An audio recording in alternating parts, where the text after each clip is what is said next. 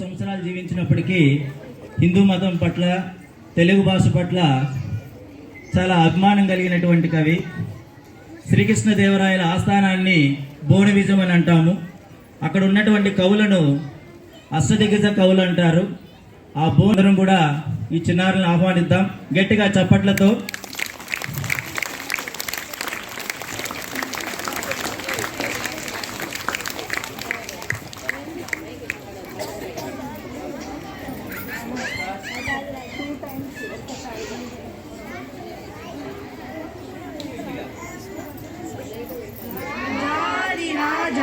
రాజమాతాండ సాహితీ సమరాంగణ సార్వభౌమ శ్రీ శ్రీ శ్రీ కృష్ణదేవ